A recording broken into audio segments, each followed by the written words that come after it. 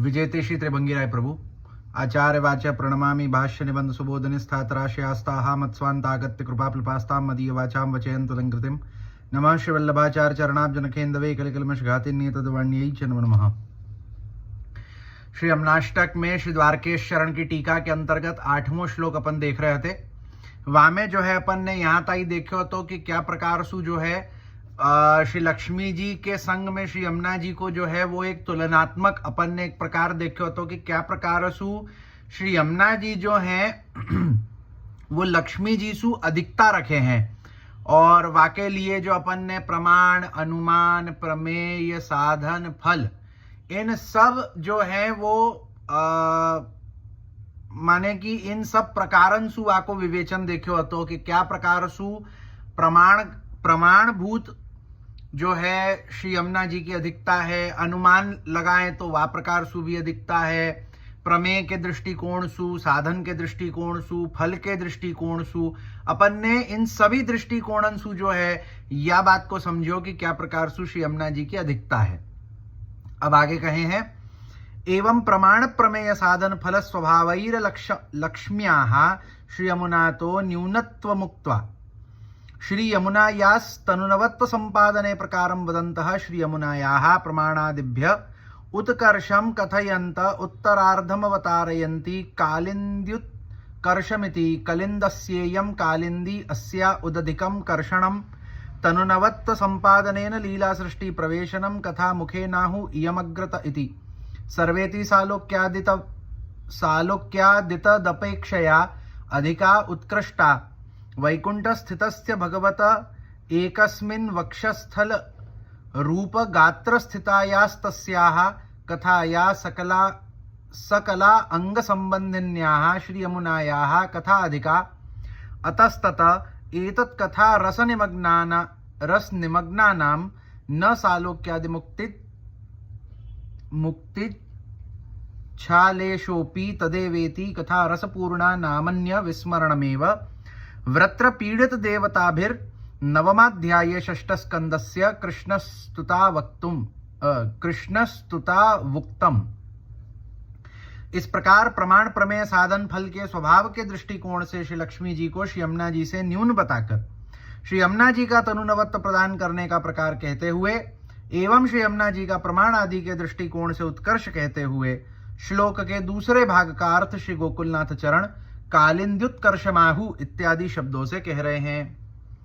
तो अपन को जो है यहाँ प्रमाण प्रमेय साधन फल इन चारों दृष्टिकोणन के अनुसार जो है श्री लक्ष्मी जी की न्यूनता श्री यमुना जी सु क्या प्रकार सु है, श्री यमुना जी की अधिकता श्री लक्ष्मी जी सु क्या प्रकार सु है, या को निरूपण क्यों हो। तो अब आगे जो ये कहे हैं कि श्री यमुना जी जो है वो तनुनवत्व प्रदान करे हैं या के विषय में श्री यमुना जी को प्रमाण सहित दृष्टिकोण बताते भाई श्री यमुना जी को जो उत्कर्ष है वाको वर्णन करे हैं कि श्री यमुना जी को उत्कर्ष कैसो है। तो कालिंदी उत्कर्ष का अर्थ है कलिंद की पुत्री कालिंदी और कालिंदी का उत्कर्ष यानी तनुनवत्व का संपादन करके भगवान की लीला सृष्टि में प्रवेश करवा देना।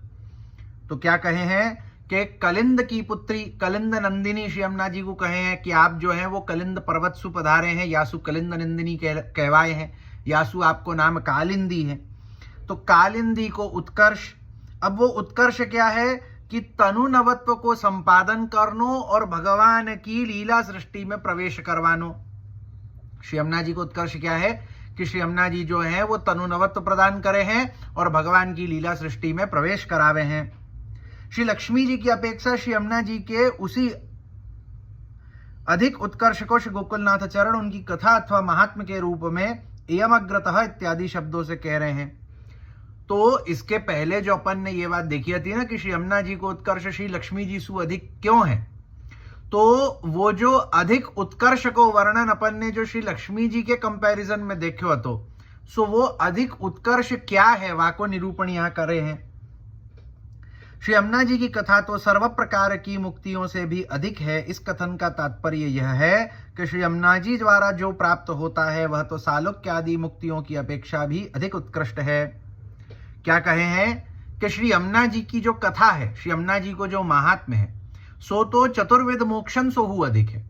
या को कहवे को तात्पर्य कहा है कि या को कहवे को तात्पर्य यह है कि श्री यमुना जी के द्वारा जो अपने को प्राप्त होवे, श्री यमुना जी जो अपने को दान करें, जो अपने को प्रदान करें, ऐसो जो तनुनवत्व है, ऐसो जो लीला सृष्टि में प्रवेश है, ये जो है ये चतुर्विध सालोक्यादि मुक्तियन सोहु अधिक है।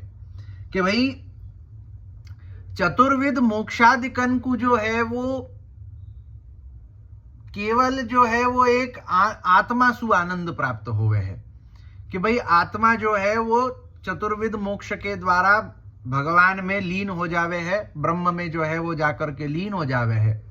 तो वासु अपनी आत्मा ब्रह्म को अंश होवे सु ब्रह्मानंद की तो प्राप्ति होवे है, परंतु जा भजनानंद की प्राप्ति अपन चाहे हैं कि जहां अपन अपनी देह इंद्रियंसु भगवान को अनुभव कर सकें, ऐसो जो भजनानंद है, ऐसो भजनानंद तो वा चतुर्विध मुक्ति वा चतुर्विध मोक्ष सु कई अधिक है, कई गुना अधिक है। और वा भजनानंद की प्राप्ति अपने को श्री यमुना जी करावे, श्री यमुना जी अपने को वाको दान करें। तो तात्पर्य यह है कि वैकुंठ स्थित भगवान के श्रीअंग के वक्षस्थल रूप केवल एक ही भाग पर निवास करने वाली श्री लक्ष्मी जी की तुलना में तो भगवान के संपूर्ण श्रीअंग से संबंधित श्री यमुना जी की कथा अथवा महिमा कहीं अधिक है। क्या कहे हैं कि वैकुंठ में भगवान के संग में भगवान के वक्षस्थल के केवल एक भाग, एक अंग में विराजमान श्री यमुना जी, श्री लक्ष्मी जी, उनके समान, उनकी समानता अगर श्री यमुना जी सु करवे जाए तो हो ही नहीं सके। काहे कि श्री यमुना जी तो भगवान के सर्व अंगन सु संबंधित है और सर्व लीलान सु संबंधित है। लक्ष्मी जी और श्री यमुना जी के बीच अगर तुलनात्मकता देखे जाए तो क्या है कि श्री यमुना जी जो है वो भगवान के केवल एक अंग वक्षस्थल ऊपर विराजे। श्री लक्ष्मी जी को जो संबंध है वो भगवान के केवल एक अंग सु है, परंतु श्री यमुना जी जो है आपको संबंध तो भगवान के संपूर्ण श्रीअंग सु है। काहे कि चौथे श्लोक में अपन देख चुके हैं कि जा प्रकार सु षडधर्म युक्त धर्मी स्वरूप भगवान है, वही प्रकार सु षडधर्म युक्त धर्मी श्री यमुना जी है। तो यासु जो है श्री यमुना जी को संबंध तो संपूर्ण श्रीअंग से है, और यासु श्री यमुना जी को महात्म्य श्री लक्ष्मी जी सु अधिक होनो या में कोई आश्चर्य की बात नहीं है। अतः श्री यमुना जी की कथा रस, गुणगान अथवा स्तुति अथवा लालना में निमग्न जीवों में सालोक्यादि मुक्तियां प्राप्त करने की तो लेश मात्र भी इच्छा नहीं होती। यासु जो श्री यमुना जी को गुणगान करे हैं, जो श्री यमुना जी को महात्म्य जाने हैं, जो श्री यमुना जी के प्रति भाव रखे हैं, वो जो है वो चतुर्विध मोक्षन को प्राप्त करवे की तो इच्छा ही नहीं रखे हैं। काहे कि वो जाने हैं कि जो यमुना जी अपने को देंगी वाके सामने तो वो चतुर्विध मोक्ष की तो कोई माने वाकी कोई कीमत ही नहीं होवे। चतुर्विध मोक्षन को प्राप्त करनो कोई बड़ी बात नहीं है, परंतु भजनानंद को प्राप्त करनो सो बड़ी बात है। और यासु यमुना जी को जानवे वारे, श्री यमुना जी की स्तुति करवे वारे, श्री यमुना जी के महात्म्य को गान करवे वारे जो जीव हैं वो जाने हैं कि भजनानंद की अधिकता कितनी होवे है। यासु उन जीवन के हृदय में चतुर्विध मोक्षादिकन को प्राप्त करवे की तो इच्छा ही नहीं होवे। श्री गोकुलनाथ चरणों के तदेव इत्यादि शब्दों का अर्थ है कि भगवान के महात्म्य रस से अन्य सभी कुछ भुला दिए जाने के विषय में तो श्री भागवत के 6 स्कंद के 9वें अध्याय में भी बताया गया है, जहां वृत्रासुर से पीड़ित देवताओं ने श्री कृष्ण की स्तुति करी है। क्या कहे हैं कि भगवान को महात्म्य रस ऐसो होवे है कि जाके सामने अन्य सब विषय जो है वो भूल जावे। काहे कि श्री यमुना जी के महात्म्य रस की बात होवे है ना, कि श्री यमुना जी के महात्म्य को गुणगान जो करे है वो चतुर्विध मोक्षादिकन को भी नहीं चाहे है। तो वही बात कहे हैं कि श्री यमुना जी को महात्म्य भगवान के महात्म्य के समान है। काहे कि श्री यमुना जी को स्वरूप भगवान के स्वरूप के समान है। यासु भगवान के महात्म्य रस के सामने अन्य सब कछु भूल जावे हैं अपन, अन्य सब कछु भुला मतलब याद ही नहीं आएगो। कोई जानबूझ के भुलावे नहीं है, भगवान को महात्म्य ऐसो है कि जाके सामने फिर और कछु न देखियो जाएगो, न सुनियो जाएगो, न समझियो जाएगो।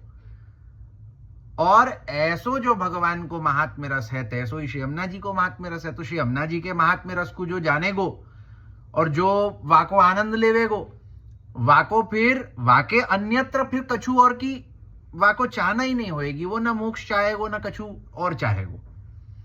तो यासु जो है यहाँ कह दियो, और वाके लिए एक प्रमाण हु देवे हैं कि छठे स्कंद के 9वें अध्याय में जहां वृत्रासुर से पीड़ित देवता ने हु श्री कृष्ण की स्तुति करी है, भागवत 6:9-39, सो तहां जो है वो देख सके। एवं रसिका नाम इतर विस्मृतिम प्रामाण्य श्री यमुनायाः कथाम विशदयितुम अवतारयन्ति साकेतीति कलाभिः सहितः सकलः पुरुषोत्तमस्तस्य गोपिकाभिः सम्यक् गमनम तदुक्तम ताभिर्युताः सकलाश्चतुर्विधा अपि गोपिका तासां यः संगमः तद्धेतुको यः स्मरः कामः तज्जन्यो यः श्रमस्तेन करणभूतेन जनिता दृग्गोचरीकृता ये प्रस्वेदपयः कणाः सकल तनुद्भवास्तैः संगमो विविध भावभरेण गमनं गमः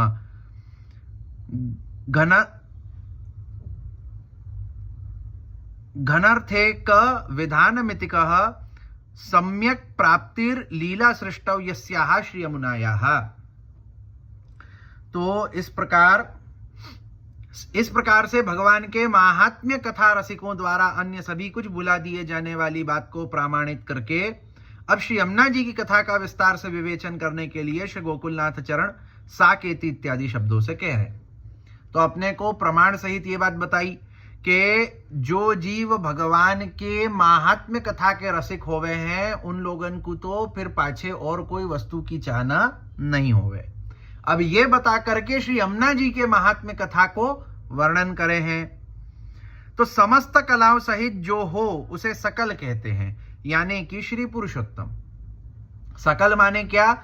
सभी कलान सुयुक्त, वाको सकल कहें तो सभी कलान सुयुक्त कौन है? तो भगवान पुरुषोत्तम है, क्योंकि उनमें सभी कलाएं विद्यमान है। ऐसे पुरुषोत्तम का गोपिकाओं के संग सम्यक प्रकार से गमन करना गोपिका संगम है।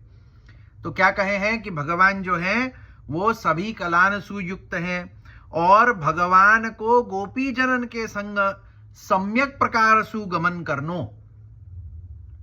भगवान श्री पुरुषोत्तम सकल गोपिका संगम या को अर्थ करे हैं। तो सकल गोपिका संगम माने तो सकल माने पुरुषोत्तम, गोपिका माने गोपीजन और उनको जो है वो संगम। तो संगम माने संग प्लस गम। तो संग प्लस गम माने के सम्यक प्रकार सुगमन। अच्छी, सम्यक माने अच्छी प्रकार सुगमन। तो जब भगवान पुरुषोत्तम गोपी जनन के संग में अच्छी प्रकार सु सम्यक प्रकार सुगमन करें तो वाको कहें सकल गोपिका संगम। इसी भाव को लेकर सकल गोपिका संगम श्रम स्मर श्रम जलाणुभिः सकल गात्रजैः संगमः का अर्थ यह बनेगा कि उन सकल गोपिकाओं के संग, यानी कि चारों प्रकार का गोपिकाओं के संग जो भगवान का संगम हुआ, उस संगम के मूलक कारण स्मर अथवा काम से उत्पन्न जो श्रम हुआ, उस श्रम के द्वारा उत्पन्न हुए, यानी कि दृष्टि गोचर हुए, समस्त अंगों से प्रकट हुए जो प्रस्वेद के जलकण हैं, उन जलकणों के साथ विविध भावों के कारण जो संगम हुआ, उसका अर्थ संगम है। क्या कहें कि सकल गोपिका संगम स्मर श्रम जलाणुभिः सकल गात्रिजय संगमः। अब ये जो छेल्लो संगम आयो, वाको पकड़ के अपन याकू समझे कि सबसे पहले सकल गोपिका संगम, ये वो है कि सकल गोपिका संगम माने कि भगवान पुरुषोत्तम को गोपी जनन के संग सम्यक प्रकार सु गमन। अब वासु क्या भयो? स्मर श्रम जलाणुभिः के अब भगवान को जब सम्यक प्रकार सु गमन गोपी जनन के संग भयो, भगवान ने जब महारास के अंतर्गत चतुर्विध जो गोपीजन हैं, जो चतुर्विध यूथ के अंतर्गत जितनी गोपी जनन है, उन सब गोपी जनन के साथ में जो है वो भगवान ने रमण कियो, भगवान ने जो है उनके संग गमन कियो, भगवान ने उनके संग क्रीड़ा करी। अब जो विविध भावनसु युक्त जो भगवान को संगम, जो भगवान की क्रीड़ा गोपी जनन से विविध गोपी जनन के संग में भई, तो वो जो क्रीड़ा हती वा क्रीड़ासु क्या भयो कि वा क्रीड़ासु जो है वो स्वेद जल प्रकट भयो। श्री भगवान के गोपी जनन के श्री अंगसु श्रम जल कण प्रकट भय, स्वेद जल जाको पसीना अपन कहें। तो भगवान को श्रम भयो, गोपी जनन को श्रम भयो, काहे की जो है वो क्रीड़ा करे। अब क्रीड़ा में जो है वो श्रम होवे है। अब श्रम भयो तो वासु जो है वो श्रम जल कण, स्वेद जल, पसीना की बूंद जो है वो भगवान और गोपी जनन के श्रीअंग ऊपर प्रकट भई। अब वाके बाद जो है तो उन जल कणन को संबंध, उन जल कणन को संगम श्री यमुना जीसु भयो है। यासु जो छेले कहो संगम, कहो ना कि भाई सकल गोपिका संगम स्मर श्रम जलाणुभि सकल गात्र जय ही संगम। ये जो छेल्लो संगम आयो, शब्द संगम 2 बार आयो है यहां में कि सकल गोपिका संगम और पाछे सकल गात्र जय संगम। तो अब छेल्लो पहलो संगम माने क्या कि भगवान और गोपी जनन को संगम, जो कि महाराज के अंतर्गत भयो। और वासु क्या भयो, वासु श्रम भयो। श्रमसु क्या भयो कि स्मर श्रम जलाणुभि, के काम क्रीड़ासु, काम लीलासु जो क्रीड़ा भगवान ने करी, वासु जो है वो श्रम जल कण प्रकट भय। अब वो जो श्रम जल कण है, सो श्रम जल कण कौन के, केवल अपने नहीं, माने कि केवल क्षमा, अपने नहीं कहना चाहूं, माने कि केवल भगवान के नहीं बल्कि भगवान के संग संग वह महाराज के अंतर्गत जितने गोपीजन हते उन सबन को श्रम जल कण और सकल गात्र जय ही संगम। तो इन सबन को सकल गात्र जय ही, कि भाई सब गोपी जनन को, भगवान को, इन सबन को जो श्रम जल कण है वाको संगम श्री यमुना जीसु भयो है। तो संगम का अर्थ प्राप्ति भी होता है। अतः अर्थ यह हुआ कि भगवान की ऐसी लीला सृष्टि जिनको भली भांति प्राप्त हुई है ऐसी श्री यमुना जी हैं। तो यहां एक दूसरो और एक अर्थ करे हैं कि जहां संगम को अर्थ प्राप्ति सु करें तो वहां अर्थ क्या बनेगो कि जहां भगवान और भगवान के संग सभी गोपी जनन, भगवान की जितनी लीला सृष्टि है, काहे कि गोपी जनन सब भगवान की लीला सृष्टि है, इन तो भगवान और भगवान की जो सारी लीला सृष्टि है, जो गोपीजन इत्यादि हैं, जो भली प्रकार सु श्री यमुना जी को प्राप्त भई है, यासु भी तहा या प्रकार सु कह सके हैं कि सकल गोपिका संगम स्मर श्रम जलाणुभि सकल गात्रिजय संगम, कि जहां भगवान और भगवान के संग सकल लीला सृष्टि को, सकल लीला सृष्टि जो है वो श्री यमुना जी को प्राप्त भई है, या प्रकार सु। यद्वा यस्या इति पंचमी यस्याः सकाशात् संग मोन्येषा मेतत् संबंधिनां तनुनवत्वे संपन्ने भवतीति श्री यमुनाया आमघटस्य वन्विसंगमेन पक्वत्वमिव सकल गोपिका संगम स्मर श्रम जलाणु संगमेनैव तनुनवत्वं संपाद्या वर्णानाच्छन्न भगवल्लीला सृष्टौ निजानां तदनुभवकरण सामर्थ्य संपादनमिति महदाधिक्यम। अथवा यदि यस्याहा का पंचमी समास से अर्थ करेंगे तो इसका अर्थ होगा जिस श्री यमुना जी के से संगम होने के कारण अन्य श्री यमुना जी से संबंधित जीवों को भी तनुनवत्व प्राप्त होने पर उपर्युक्त लीला सृष्टि की प्राप्ति होती है, ऐसी श्री यमुना जी। एक तीसरो अर्थ करे हैं।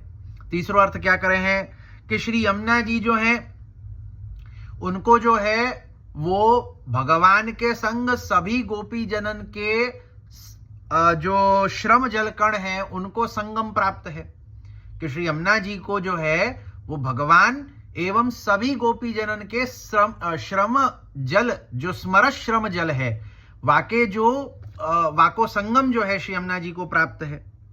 अब श्री यमुना जी के संबंध सु जिन जीवन को तनुनवत्व की प्राप्ति होवे, क्या कहे हैं कि श्री यमुना जी सु हमको तनुनवत, जब हमारो संबंध श्री यमुना जी सु होवे, कि चाहे जो है वो श्री यमुना जी के पान द्वारा, श्री यमुना जी के स्नान द्वारा, कोई भी प्रकार से जब हमारो श्री यमुना जी से संबंध होवे तो श्री यमुना जी हमको तनुनवत्व को दान करें।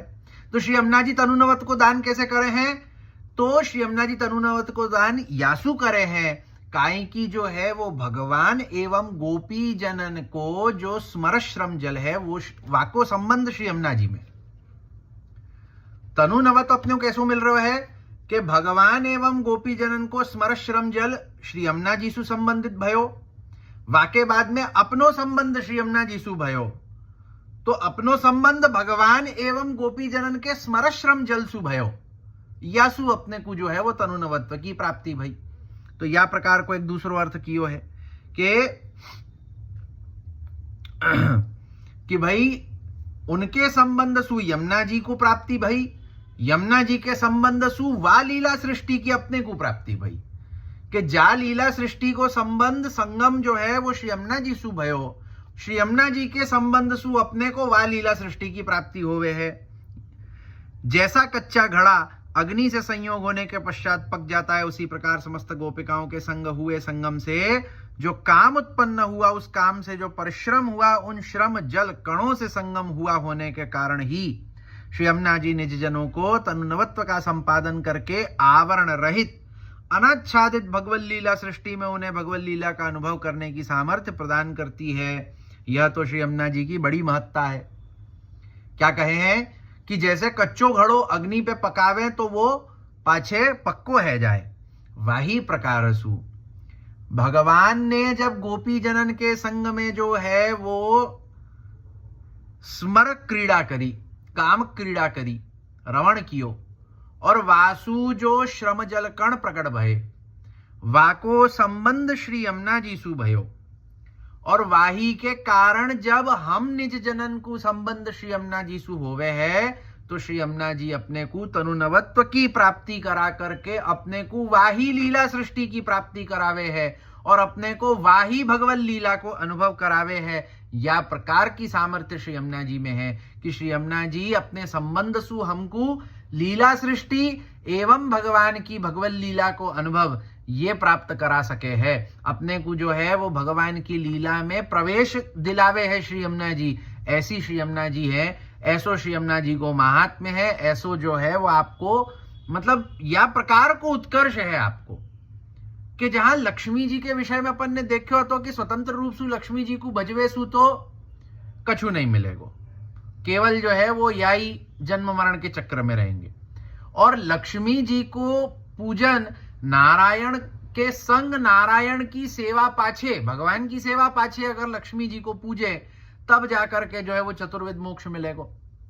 परंतु श्री यमुना जी को उत्कर्ष देखो, यमुना जी को स्वतंत्र रूप सु अगर हमारो संबंध भी यमुना जी सु है जाए ना, यमुना जी को हम पान कर लें, यमुना जी में हम स्नान कर लें, या यमुना जी के प्रति हमारो भाव आ जाए, इतने में वो श्री यमुना जी अपने ऊपर ऐसी कृपा करे है कि आप जो है वो अपने संबंध सु हमको लीला सृष्टि की प्राप्ति करावे, भजनानंद की प्राप्ति करावे है। ऐसो उत्कर्ष श्री यमुना जी को है, जो भजनानंद व चतुर्विध मोक्षन के सामने तो माने कई गुना अधिक है। चतुर्विध मोक्षन के सामने भजनानंद तो कई गुना अधिक है, और वाको श्री यमुना जी केवल संबंध मात्र सुप्रदान करे है। ऐसो उत्कर्ष, ऐसो महात्म्य, ऐसी महिमा श्री यमुना जी की है। ननु बिंदवश्चेत संगम जास्तर ही तत्संगमेन कथम तनुनवत्वम सेत्स्यतित्याशंक्य बिंदु स्वरूपम वर्णयन्ति एतेनेति श्री यमुनायास तत्समकथनेन तनुनवत्व संपादनमभिप्रेत्य कथनेन च अत एवेति यदि श्रमस्वेद रूपाः स्युस्तर्हि सकल गात्रजा न भवेयुः केशन खादिषु स्वेदस्यानुपलब्धेः तेन रसरूपा एवेति भावः। किंतु किसी को यह शंका यह होती है कि ऊपर कहे भगवान एवं गोपिकाओं के संगम से उत्पन्न हुए इन श्रम बिंदुओं से तनुनवत्व कैसे संभव हो जाएगा। अब कोई यहाँ पे शंका करे कि भगवान और गोपी जनन को जो श्रमजल कण है, जाको संगम श्री यमुना जी सु भयो, अपने को पहले बतायो ना कि भगवान और गोपी जनन के जो श्रमजल कण है वाको संगम श्री यमुना जी सु भयो, और वाही कारण सु अपने को श्री यमुना जी तनुनवत्व प्रदान करे हैं। तो तनुनवत्व जो अपने को प्राप्त हो रहे है वो भगवान और गोपी जनन के श्रमजल कणन सु प्राप्त हो रहे है। तो यहां शंका उठे है कि भगवान और गोपी जनन के श्रमजल कणन सु तनुनवत्व कैसे प्राप्त होवे, ये कैसे हो सके। तो इस शंका का समाधान करते हुए आप श्री उन श्रम बिंदुओं के स्वरूप का वर्णन एतेन इत्यादि शब्दों से कर रहे हैं। तो वा श्रम जल कणन को वर्णन यहां पे अब किया जा रहा है कि वा श्रम जल कणन सु अपने को तनुनवत्व कैसे प्राप्त होवे, तो पहले अपने को वा श्रम जल कणन को स्वरूप जानना पड़ेगा। तो एतेन का अर्थ है श्री यमुना जी को भगवान के समान कहा गया होने के कारण एवं उनमें तनुनवत्व का संपादन करने की योग्यता कही होने के कारण उपर्युक्त दोनों कारणों से यह समझना चाहिए कि यह श्रम बिंदु मात्र स्वेद कण नहीं है। क्या कहे हैं कि श्री यमुना जी और भगवान के स्वरूप की समानता है, अपने को चौथे श्लोक में पहले ही बता चुके हैं कि षडधर्म युक्त धर्मी स्वरूप भगवान है, वाही प्रकार सु षडधर्म युक्त धर्मी स्वरूप श्री यमुना जी हूं है। तो या के वजह सु और साथ ही साथ भगवान एवं श्री यमुना जी दोनों में या प्रकार सु कहो है कि तनुनवत्व को संपादन कर सके हैं, भगवान हु कर सके, श्री यमुना जी हु कर सके। अब यहां जो है इन दो बातन सु अपने को समझना चाहिए। पहली बात कहा, माने ये जो दो बात कही कि भगवान और श्री यमुना जी दोनों की समानता है, भगवान हु षडधर्म युक्त धर्मी स्वरूप है, श्री यमुना जी हु षडधर्म युक्त धर्मी स्वरूप है, वाही प्रकार सु भगवान हु अपने को तनुनवत्व को संपादन कर सके हैं, श्री यमुना जी हु अपने को तनुनवत्व को संपादन कर सके हैं। अब ये दोनों बातन सु अपन समझ सके हैं कि जा श्रम बिंदुअन की अपन बात करें हैं, जा श्रम जल की अपन बात करें हैं, वो केवल एक स्वेद जल मात्र नहीं है, पसीना मात्र नहीं है। वहां को ऐसा नहीं समझनो कि वो पसीना मात्र है। भगवान को श्रमज जल कण जो है वो केवल अपने लौकिक पुरुषन जैसे अपने शरीर की गंदगी पसीना नहीं होवे। तो क्योंकि यदि ये केवल श्रीअंग से उत्पन्न, यदि ये केवल श्रम के ही कारण उत्पन्न वाले सामान्य स्वेद कण होते तो इन स्वेद कणों को सकल गात्रज माने भगवान के संपूर्ण श्रीअंग से उत्पन्न होने वाले कहना संभव न बन पाता, क्योंकि लौकिक देह में केश नख इत्यादि से तो स्वेद कण निकलते ही नहीं।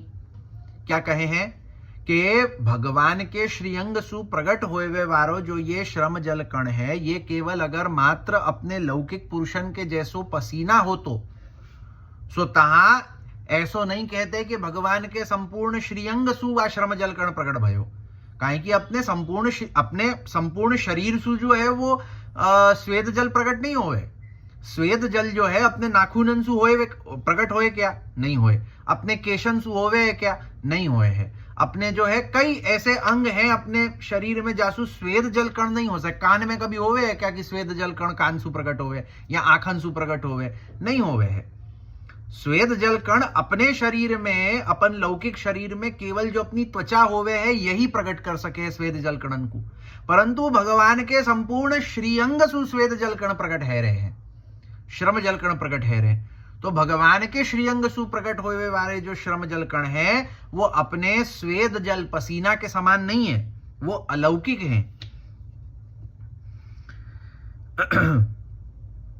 जबकि यहां इन श्रम बिंदुओं को भगवान से संपूर्ण श्रीअंग से उत्पन्न होने वाले कहे गए हैं, इसलिए सिद्ध होता है कि ये सामान्य लौकिक देह से निकलने वाले पसीने के जल कण नहीं हो सकते, अपितु वास्तव में भगवद रस रूपा ही है। यह संभव है, यह भाव है।